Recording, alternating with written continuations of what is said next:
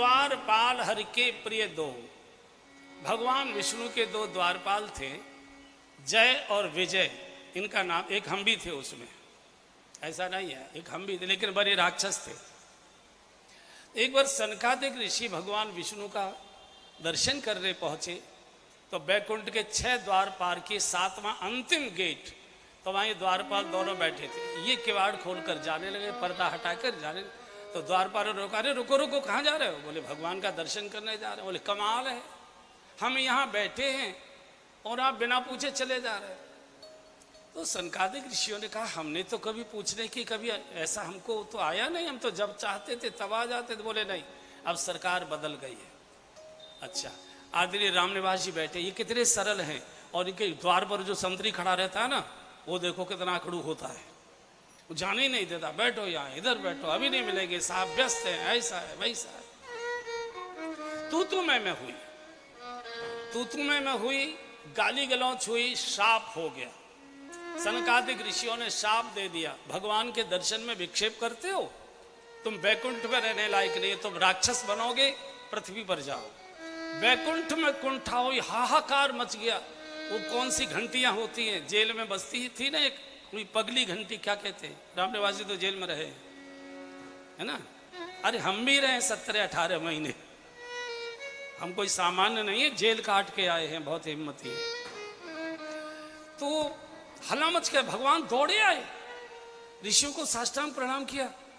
ऋषियों क्या हुआ? बोले भगवान ये कौन आपने बिठा रखे, आपके दर्शन में विक्षेप करते हैं, हमारा शाप है कि राक्षस बनेंगे, और जो आपके दर्शन में विक्षेप करे वो ऋषि नहीं हो सकता, वो राक्षस ही होगा। भगवान ने गिड़गिड़ाकर हाथ जोड़कर ऋषियों से क्षमा मांगी, मेरे सेवकों की गलती, ये मेरी गलती है, मैं ठीक से इनको शिक्षित नहीं कर पाया, माफ कर दीजिए। बोले नहीं महाराज, इनको राक्षस तो बनना पड़ेगा, लेकिन हाँ आप जब आग्रह करते हैं तो हम उसमें थोड़ा संशोधन कर सकते हैं। वैसे तो अगर आपको ये प्रेम भाव से भजेंगे तब तो इनको 7 जन्म लगेंगे आपके पास आने में, और आपसे वैर भाव रखेंगे तो ये 3 जन्म में ही मुक्त हो जाएंगे। जय विजय ने सोचा 7 जन्म कौन इंतजार करेगा, भगवान से चलो झगड़ा ही कर लो, वैर ही कर लो। और वही जय विजय सतयुग में हिरणाक्ष और हिरणाकश्यप बनते हैं, वही जय विजय त्रेता में रावण और कुंभकर्ण बनते हैं, और वही जय विजय द्वापर में शिशुपाल और दंतवक्र बनते हैं। और भगवान इनको मुक्त करने के लिए 4 जन्म लेते हैं। देखिए हमारे देश में दंड की कितनी दिव्य व्यवस्था थी, छोटे को दंड कम दिया जाता था, बड़े को दंड ज्यादा दिया जाता।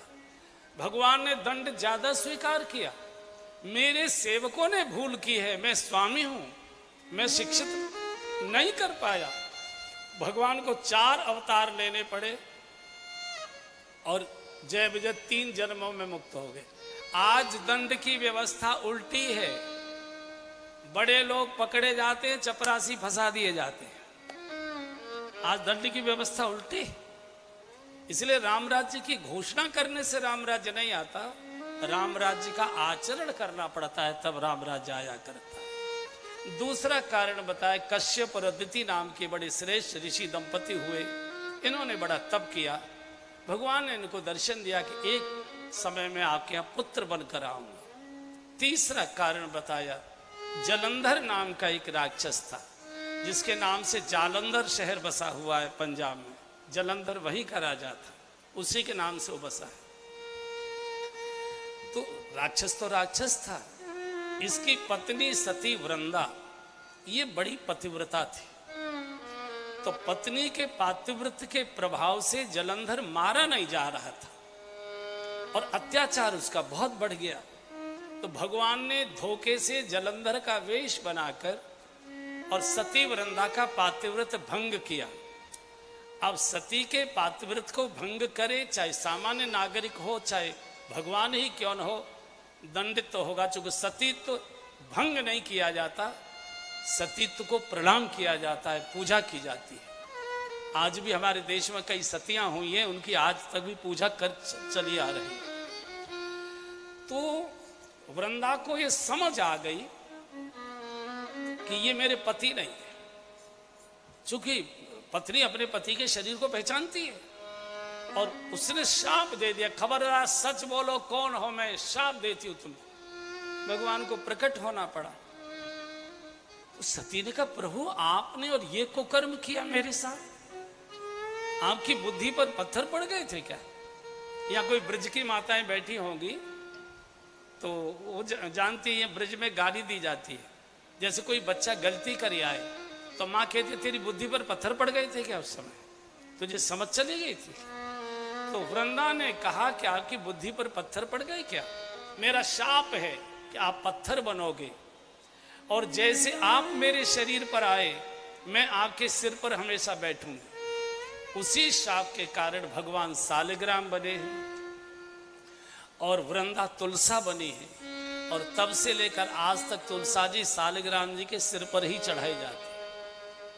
भगवान भी अपनी नित्य डायरी लिखा करते थे, उस डायरी में अंडरलाइन करके भगवान ने लिखा है कि इसके तत्वज्ञान में मत जाना, इस घटना से इतना ज्ञान ले लेना, समझ ले लेना, मेरे जैसा सर्व समर्थ भी अगर किसी परिस्त्री के साथ ऐसा दुराचार गलत काम करता है तो मुझे जिंदगी भर पत्थर बनना पड़ा, आप सोच लेना आपकी क्या दशा होगी। ये जो कथा है, ये कथा मनोरंजन के लिए नहीं है। मनोरंजन तो हमारी मुट्ठी में बंद है, बटन दबाइए मनोरंजन ही मनोरंजन। ये कथा हमको दो चीजें कराती है, हम कैसे हैं इसका ज्ञान कराती है, और कैसे को भगवान पसंद करते हैं इसका ज्ञान देती है। भगवान कैसे व्यक्ति को पसंद करता है उसका ज्ञान देती है, और हम कैसे हैं, हम कहाँ खड़े हैं इसका भान कथा।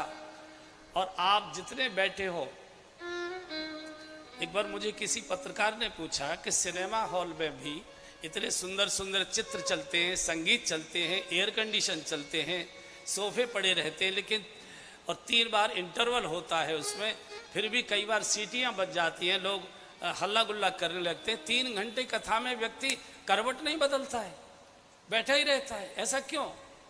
हमने कहा कि वो कथा में आपको दिखाई दे रहे हैं कि शरीर से बैठे नहीं, उनका शरीर दिखाई दे रहा है तुमको, वो कथा में नहीं, यहाँ नहीं बैठे हैं पंडाल में, वो वहां बैठे हैं जहां की कथा चल रही है। इस समय भगवान के साथ बैठे दृश्य दिखाई दे। आप यहाँ बैठे उस लीला को देख रहे हैं कि कैसे वृंदा ने शाप दिया और भगवान कैसे गिड़गिड़ा, एक एक चीज दिखाई दे रही है। और थकान दर्द ये शरीर को होता है, और जब शरीर का भान ही नहीं रहता तो दर्द कैसे आएगा? दर्द तो होगा ही नहीं। इसलिए 3 घंटे कैसे निकल गए। जब हम कहते अच्छा अब इसके आगे का प्रसंग कल, अरे हो गया टाइम, निकल गए सर।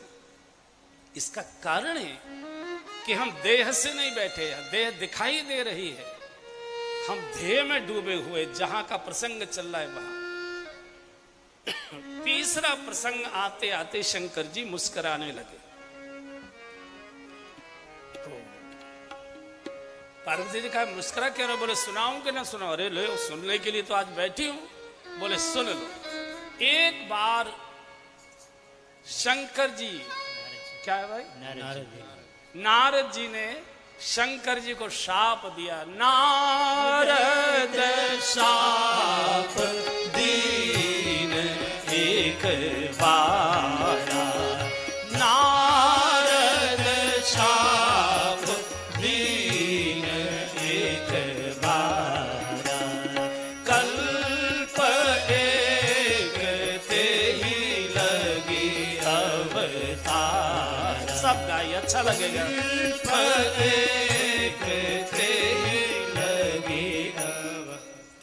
पूर्वी उत्तर प्रदेश में तो थोड़ी मुझे मुश्किल पड़ती है गवाने में, हालांकि वो रामायण का क्षेत्र है। यहाँ तो दिल्ली में ऐसा कोई समस्या नहीं, फिर भी अगर भीतर मुंह में गोबर रखा हो तो जीभ से उसे एक तरफ करो फिर गाओ। नारद शाप दीन एक बारा, नारद शाप, बहुत आनंद से गाइए। एक बारा, कल्प एक ते ही लगी अवतारा,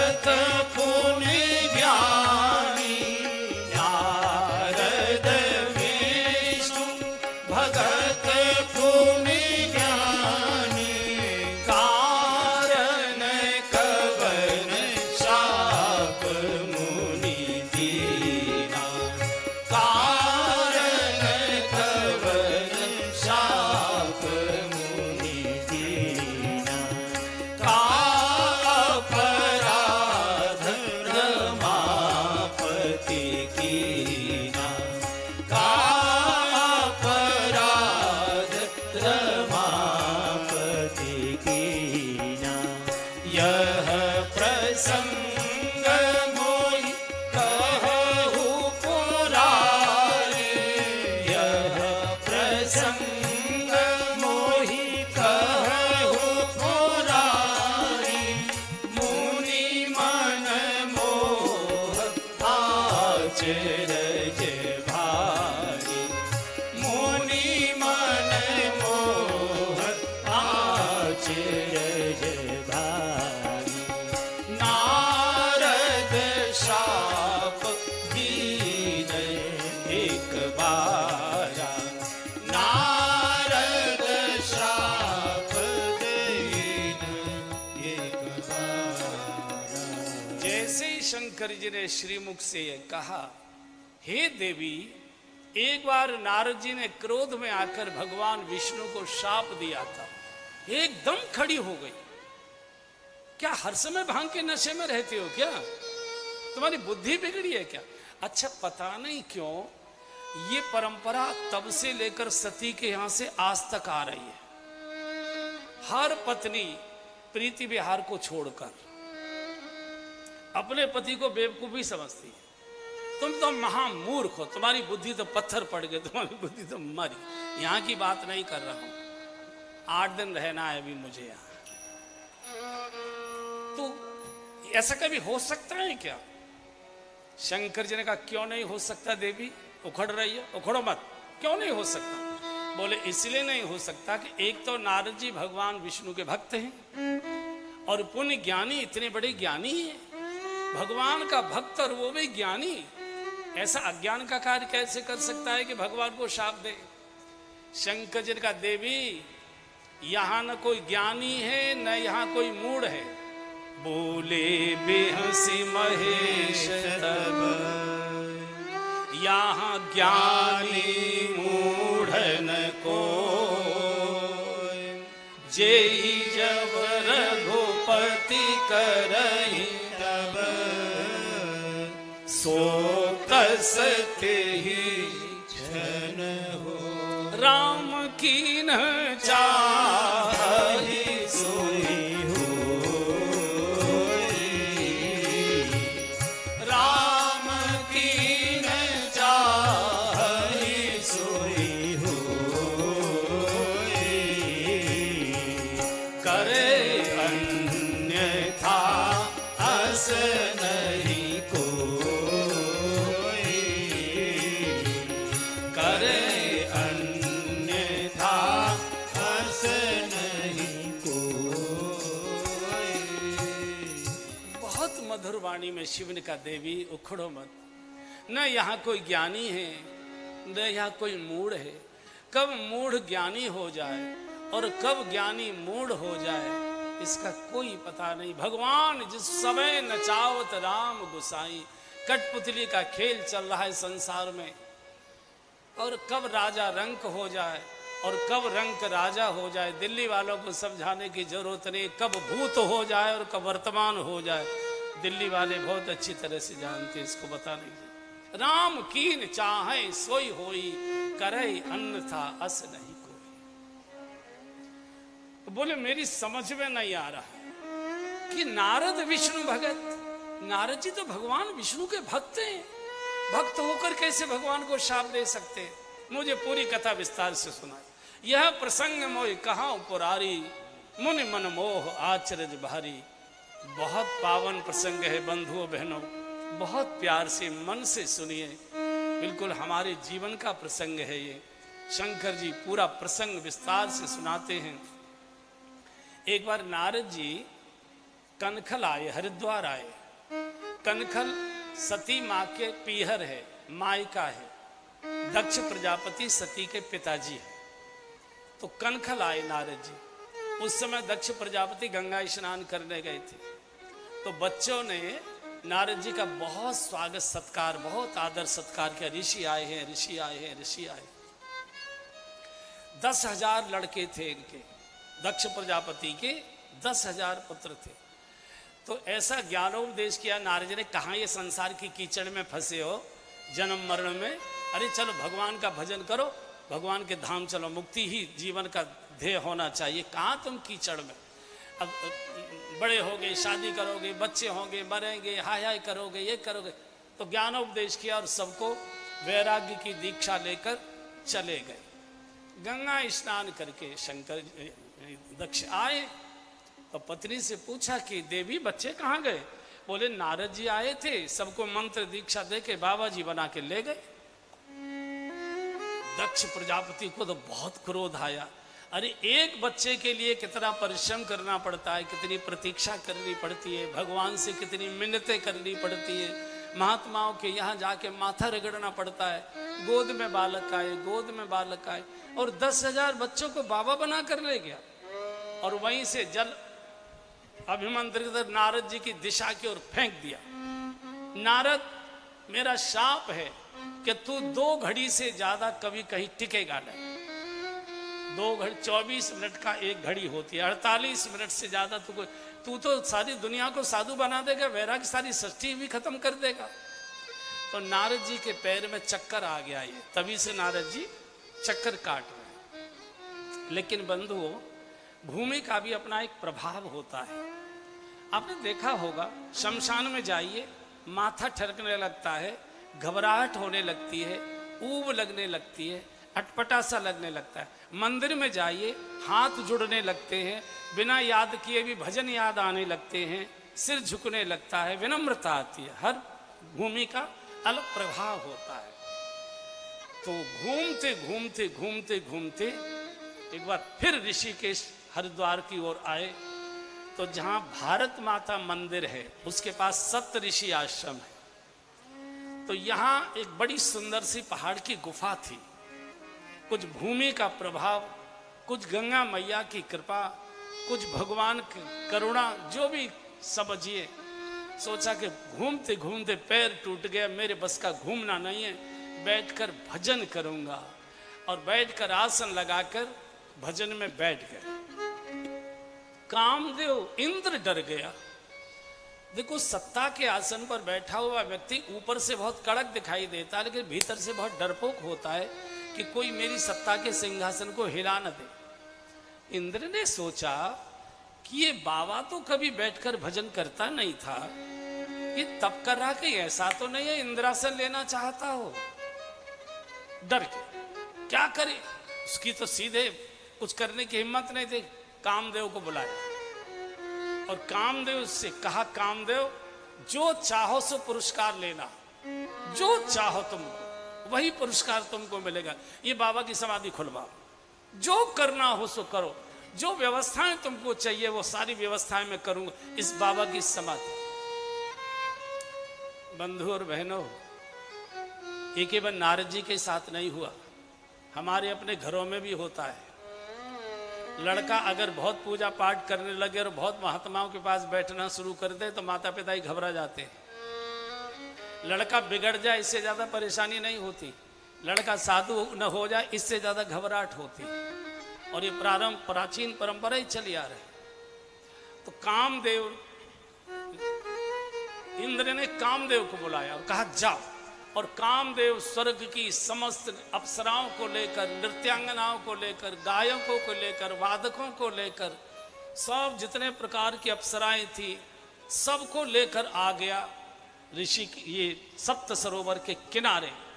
और पहला उसने अपने संकल्प का सरसंधान किया। पूरी सृष्टि कामासक्त हो गई, बसंत ऋतु खिल गई, बड़े बड़े गुलाब के फूल खिलने लगे, बिना मौसम की फुलवाड़ियां खिलने लगी, सुगंध उड़ने लगी, कोयल कुहू कुहू करने लगी, भौरे गुंजारने लगे, मोर नाचने लगे। पशु पक्षी कामासक्त हो गए, लेकिन नाचते नाचते इन अप्सराओं के पायल टूट टूट कर गिर पड़े, पैर थक गए, इनके केश बिखर गए, श्रृंगार विकृत हो गया, पसीने पसीने हो गई।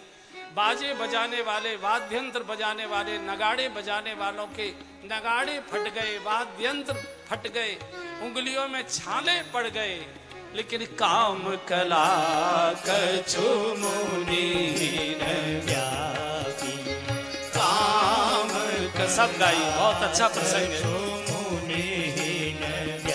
फिर गाई, काम कला कछु मुनीन व्यापी, काम कला कछु मुनीन व्यापी, निज भय डरे मनोभव पापी, निज भय डरे मनोभव पापी, सीम की चापी सकई को तासु, सीम की चापी सकई को तासु, बड़ रखवार रमापति जासु, बड़ रखवार रमापति जासु। आजी काम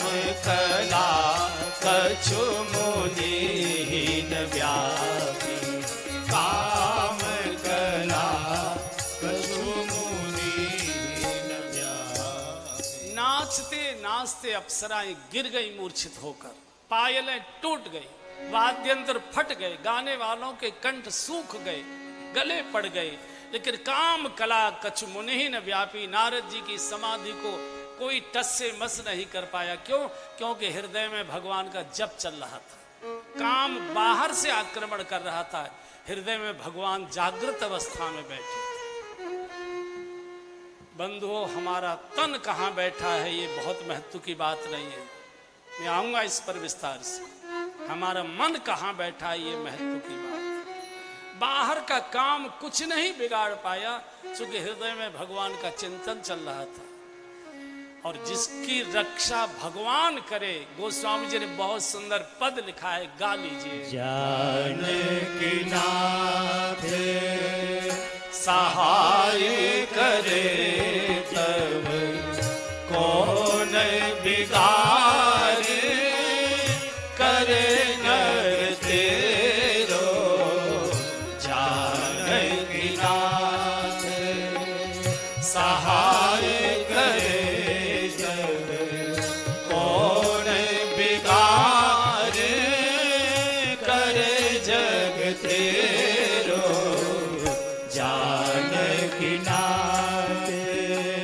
सूरज मंगल सोम भृगु सुत, सूरज मंगल सोम भृगु सुत, बुध और गुरु वर दायक तेरो, बुध और गुरु वर दायक तेरो, राहु केतु की कौन गम्यता, राहु केतु की कौन गम्यता, तुला सनीचर होए चेरो, राहु केतु की कौन गम्यता, तुला शनीचर होए तेरो जानकी नाथ। सुना, दूसरा बहुत अच्छा पद है। शासन निर्बल जाचो गए बही काली, परीक्षित राज सुदामा के अष्ट निवारो, अष्ट सुदामा के कष्ट निवारो, भारत में भरुई के अंडा, भारत में भरुई के अंडा, तापर गज को घंट गिरायो, तापर गज को घंट गिरायो, जानकी नाथ, जानकी नाथ, जानकी नाथ। गांव की कहावत है बंधु, राम मारे तो राखे कौन, और राम राखे तो मारे कौन।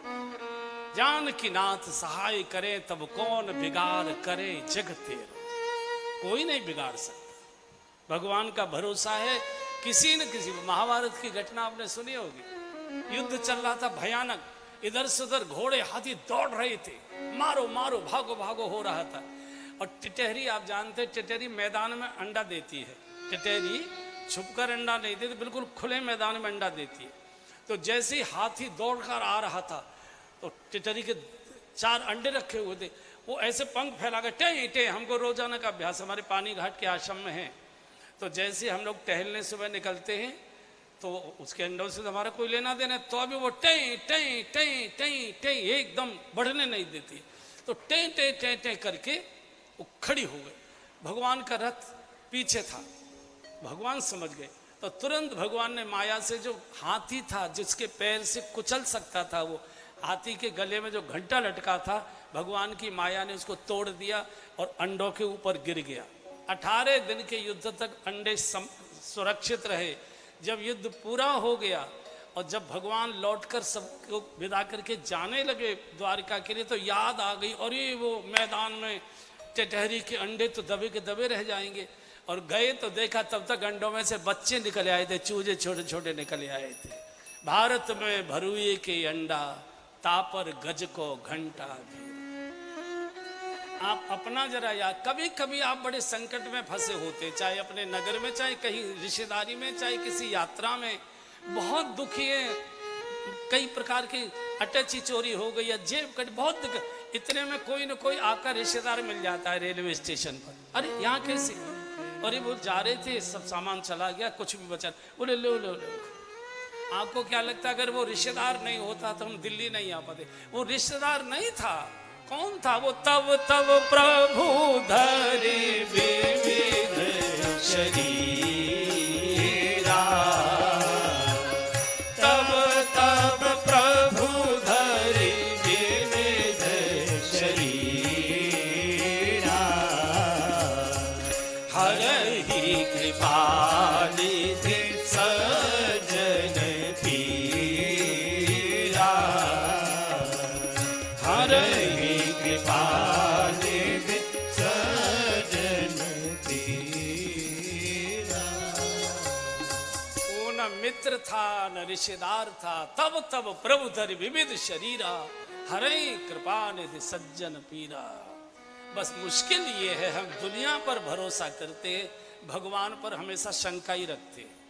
जिस पर भरोसा करना चाहिए उस पर शंका करते हैं, और जो धोखा देने में मर्मज्ञ हैं उन पर हम हमेशा भरोसा करते हैं।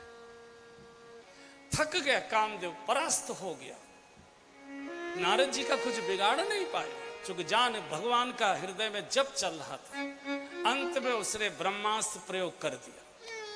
बसंत ऋतु खिली थी, बड़े बड़े लाल लाल गुलाबी गुलाबी गुलाब के फूल खिले थे, टोकरा भर के फूल ले आया और मोटा सा हार बनाया, और जय हो संयम शिरोमणि, जय हो जितेंद्रिय वीर। मैंने बड़े बड़े त्यागी तपस्वी संयमी देखे, मेरी एक निगाह ने उनको पानी पानी कर दिया, धराशायी कर दिया।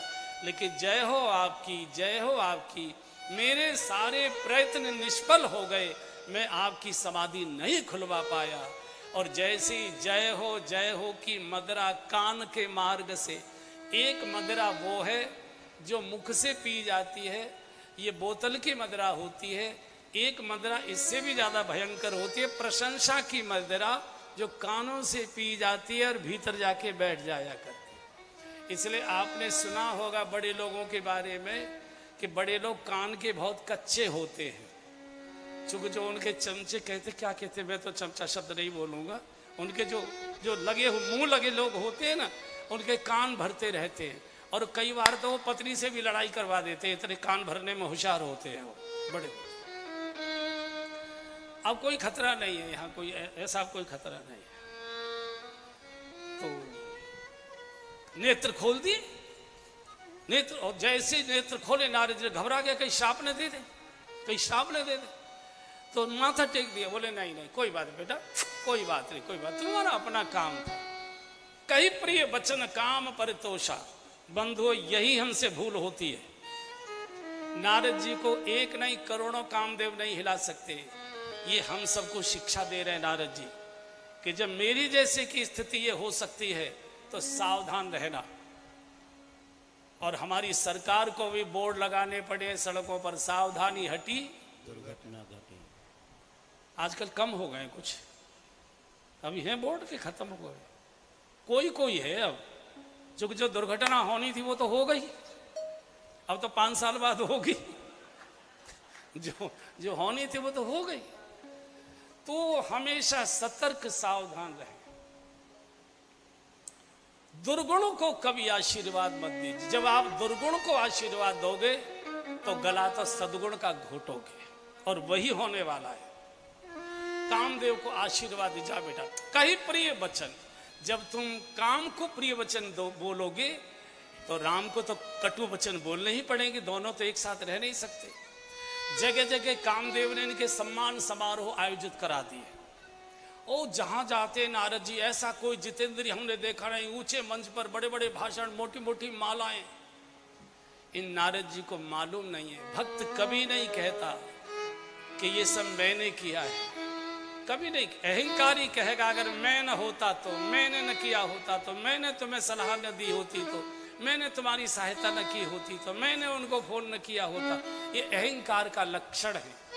भक्त क्या कहता है? मेरा आपकी कृपा से सब काम हो रहा है, मेरा आपकी कृपा से सब काम हो रहा है। करते हो तुम कन्हैया, मेरा नाम हो रहा है। करते हो तुम कन्हैया, मेरा नाम हो रहा है। मेरा आपकी कृपा से सब काम हो रहा है। मेरा आपकी कृपा से सब काम हो रहा है। पतवार के बिना ही मेरी नाव चल रही है। पतवार के बिना ही मेरी नाव चल रही है। हैरान है जमाना, मंजिल भी मिल रही है। हैरान है जमाना, मंजिल भी मिल रही है। करता नहीं मैं कुछ भी, ये तमाम हो रहा है। करता नहीं मैं कुछ भी, ये तमाम हो रहा है। मेरा आपकी कृपा से सब काम हो रहा है। मेरा आपकी कृपा से इसलिए हमेशा सब बोलो काम हो रहा है। हरे रामा रामा रामा, हरे हरे, हरे Rama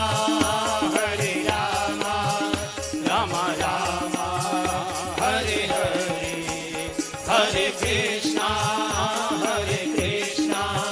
Krishna Krishna, Hare Hare, Hare Krishna,